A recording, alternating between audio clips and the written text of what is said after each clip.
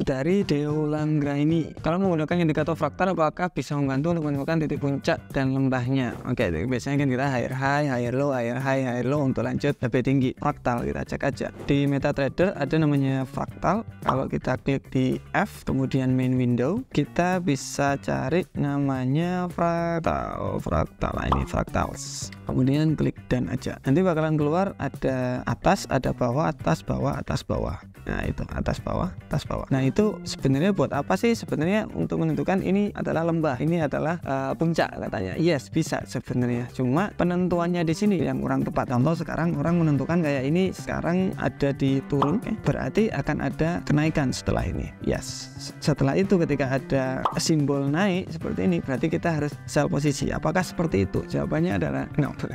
Sebenarnya adalah enggak. Jadi fraktal di sini menurut saya bagus untuk nentuin puncak lembah bisa, tetapi harus tahu trennya juga. Jadi contoh trennya turun nih, berarti tinggal cari fraktal yang simbol naik. Nah, nanti akan ada simbol atas di sini, kita bisa sell posisi karena trennya sedang turun. Jadi kita harus tetap tahu namanya tren, bagaimana support di mana indikator di sini untuk mensupport kita. Oke, kemungkinan ini seperti ini nih. Nah, kita contoh. Oke, trennya naik, kemudian sudah di area support. RSI sudah terlalu murah ini, berarti orang-orang mau membeli buy posisi. Jadi buat tambahan konfirmasi.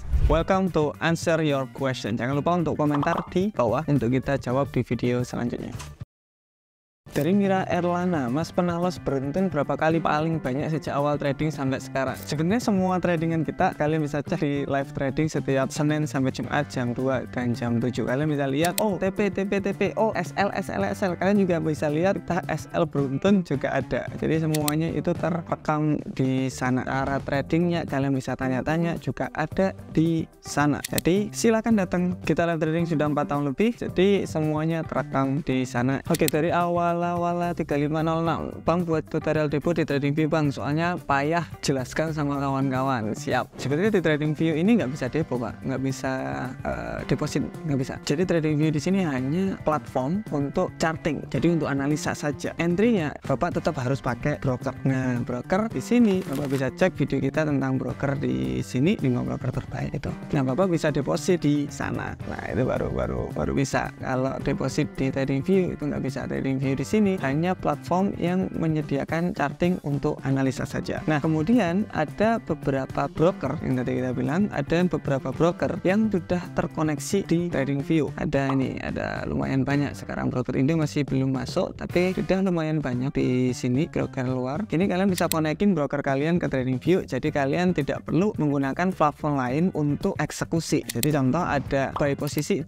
saya mau buy posisi di AUD/USD, kalian bisa buy langsung di TradingView. Nggak perlu kalian analisa di kalian analisa di TradingView kemudian mencet di HP, itu nggak perlu. Oke, dari Teguh Riz, coba Mas bikin challenge malah dengan modal sangat kecil, semisal $20 buat scalping. Soalnya banyak nih yang nyoba dengan modal kecil, akhirnya deposit lagi, akhirnya habis juga $100. Siap. Sebenarnya kita sudah ada Pak. Bapak bisa masuk ke youtube.com di trading challenge yang ketiga, yaitu $30, dimana kita malah bisa withdraw 2 kali lipat, 3 kali lipat setiap harinya dari modalnya. Jadi contoh kan $30 itu 500.000 tuh. Jadi kita bisa withdraw 1,5 juta, 1 juta, 1,5 juta setiap hari. Kalian bisa cek caranya dan juga analisa yang kita gunakan, kemudian psikologi di baliknya juga ada di sana, bisa dicek. Dari Cakra Ici, Pak Tama, apa resiko ikut endorse broker dan IP? Gimana caranya supaya tidak terhubung lagi? Sebenarnya gini, jadi sebenarnya Anda trader, kemudian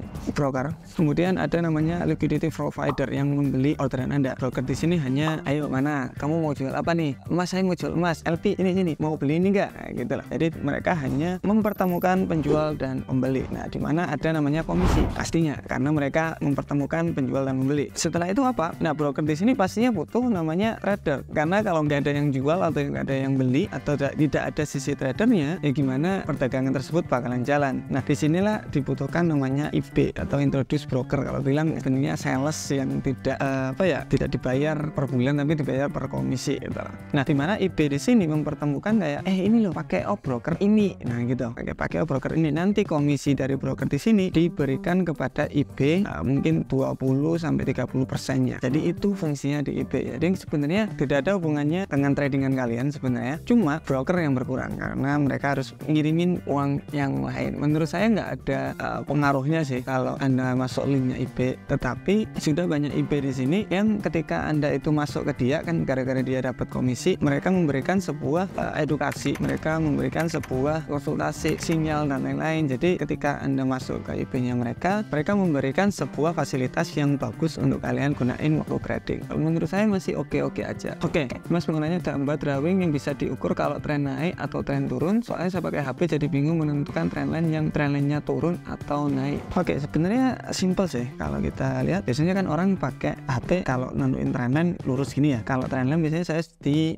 di horizontalin jadi kelihatan. Nah, trend line di sini simple. Kita harus tahu yang paling rendah terlebih dahulu. Yang paling rendah dan yang paling tinggi yang mana. Jadi contoh yang paling rendah di bawah sini, kemudian yang paling tinggi ada di sebelah sini. Oke, ingat kita harus tahu yang paling rendah dan yang paling tinggi dulu. Kemudian setelah tahu yang paling rendah paling tinggi, kalian bisa klik di sini ada logo seperti itu. Kemudian garis yang garis menceng kayak gitu. Kemudian kalian tarik dari sana ke sini. Nah, kelihatan. Oke, trennya sedang turun berarti. Kalian juga bisa tarik dua garis tren. Jadi dari bawah sini ke bawah sini ini juga bisa. Nah, seperti ini. Nah, berarti ini indikasi bahwa apa? Bahwa market di sini masih akan ada kelanjutan naik sampai ke area tren sebelum kita bisa sell posisi lebih jauh lagi untuk lebih dalam. Karena kalau kita lihat di Discord juga kita udah bahas sebenarnya kemungkinan masih akan ada kelanjutan untuk turun walaupun jangka panjangnya masih naik. Semua bisa dicek di ini prediksi seperti itu ada di Discord semua. Untuk swing tradingnya, konsultasi langsung dan lain-lainnya kalian bisa cek di sana. Oke, itu dari saya. See you next video. Bye bye.